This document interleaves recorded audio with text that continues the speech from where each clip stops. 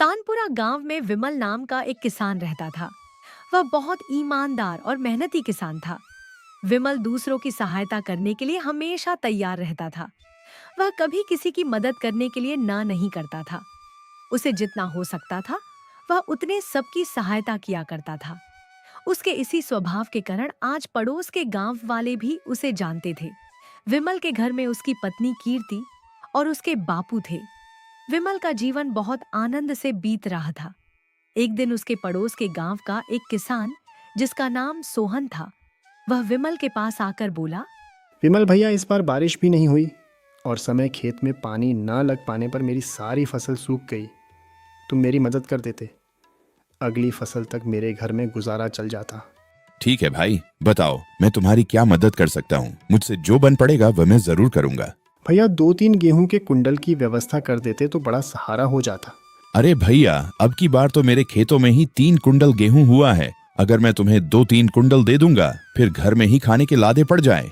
गे ऐसा करो, 1 कुंडल गेहूं 50 किलो धान की व्यवस्था में तुम्हारे लिए कर देता हूँ। इतने में तुम्हारे 6 से 7 महीने आराम से निकल जाएंगे। बाकी थोड़ी बहुत मदद गांव में किसी और से ही ले लो तो 6 साल अच्छे से निपट जाएगा। सोहन इतने से संतुष्ट तो नहीं था, लेकिन फिर भी विमल के दिए हुए गेहूं और धान लेकर वहां से चला गया। कुछ दिन बीते। एक दिन विमल खेतों से काम करके लौट रहा था।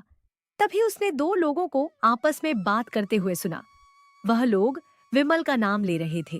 फिर उसने सोचा, मैं ही तो सुनूं कि यह लोग मेरे बारे में क्या बात कर रहे हैं। वह छिपकर वह दोनों लोगों की बातें सुनने लगा। उनमें से एक ने कहा, अरे भाई, अब तो दिखावे का जमाना आ गया है। उल्टे सीधे किसी भी तरह से लोग अपना नाम कमाना चाहते हैं विमल। कोई ही देख लो, बस उसके दिखाओ को हम लोग सच ही समझ बैठे थे। दूसरा आदमी बोला।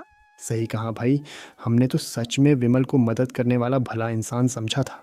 वह तो बेचारा भोले भाले गांव वाले के सामने नाटक करता है। सोहन की सहायता करने का ना कर दिया ताकि लोगों के सामने मुकुंद ना उतरे। बस अगर सोहन की मदद कर देता तो बेचारा 1 साल अच्छे से निकल जाता। लेकिन विमल ने बेचारे से कह दिया कि कहीं और से व्यवस्था कर दो। अब बेचारा सोहन किसके पास जाएगा, कौन उसकी सहायता करेगा। अरे काहे की मदद, हाथी के दांत खाने की ओर दिखाने के लिए ही होते हैं। विमल का हाल यही है, वो अच्छा होने का दिखावा करता है बस। उन दोनों की ये बातें सुनकर विमल को पैरों के नीचे की जमीन ही खिसक गई। उसने आज पहले से यही सुना था कि लोग उसकी तारीफ है करते नहीं थकते। यहाँ तो उसने सब उल्टा सुना। यह सुनकर विमल को थोड़ा झटका सा लगा। इस घटना का विमल के मन पर बहुत गहरा असर हुआ और धीरे धीरे उसको लगने लगा सब उसकी बुराई करते हैं। यहाँ तक भी किसी से यह सुनता, लोग उसकी तारीफें करते हैं तो उसको लगने लगा कि वह ताना मार रहे हैं। ये सोचकर हो अब सबसे अलग रहने लगा। अब किसी से ज्यादा बात करता और नहीं किसी से मिलता था। अगर सामने से कोई उसे देख लेता तो तुरंत अपना रास्ता ही बदल देता। इस तरह वह अकेला और गुमसुम सा रहने लगा। यह देखकर विमल के घर वालों को चिंता होने लगी। आखिर विमल को हुआ क्या है? लेकिन किसी को कुछ समझ नहीं आ रहा था कि सबसे हंसी से बात करने वाला और सबके साथ गुलमील कर रहना वाला विमल अचानक से बेचैन और अकेला क्यों रहने लगा है।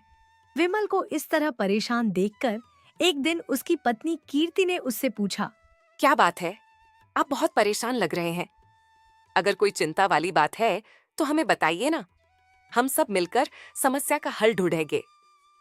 आप मन में ही बात रखकर अकेले ही क्यों परेशान हो रहे हैं? मुझे किसी चीज की कोई चिंता नहीं है, लेकिन एक बात है जो मेरे मन में खटक रही है। मैंने हमेशा सबकी मदद की है। मुझसे जितना बंद पड़ा लोगों के लिए मैंने उससे ज्यादा ही करने की कोशिश की है। फिर भी सबको लगता है कि मैं यह सब अपना नाम कमाने के लिए दिखावा करता हूँ। सोहन मुझे मदद मांगने आया था। मैंने अपनी क्षमता के अनुसार उसकी मदद की।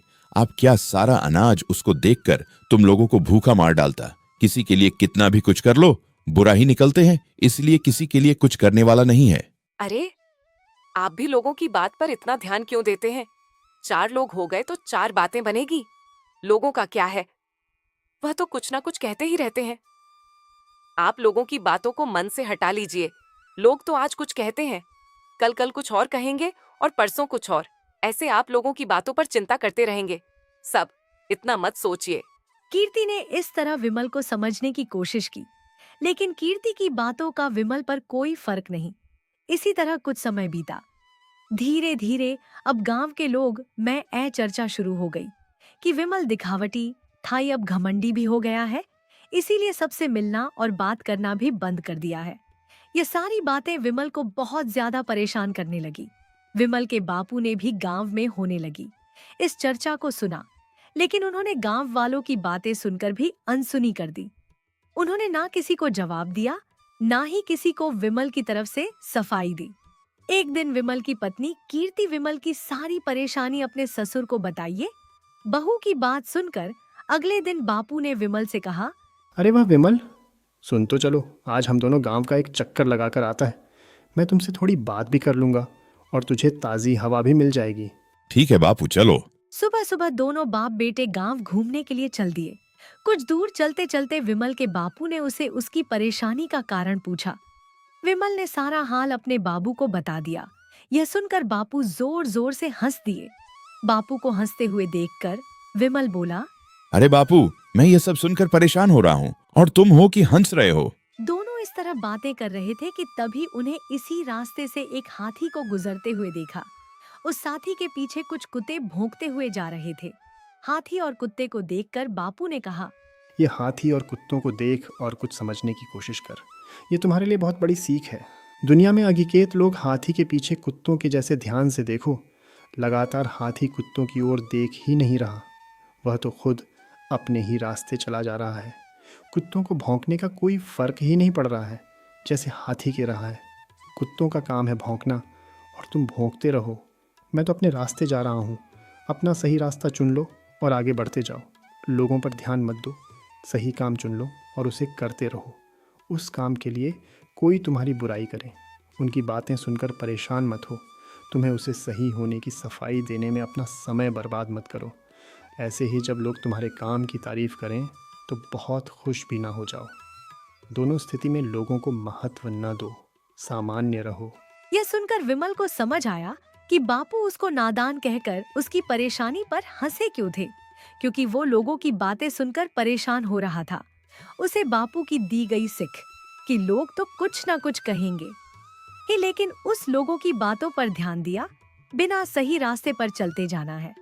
लोगों की बातों से परेशान हुए बिना अपना काम करते रहना है। अगर कहानी पसंद आए तो लाइक, शेयर, कमेंट करें और ऐसे ही नई मोरल स्टोरीज के लिए सब्सक्राइब करें।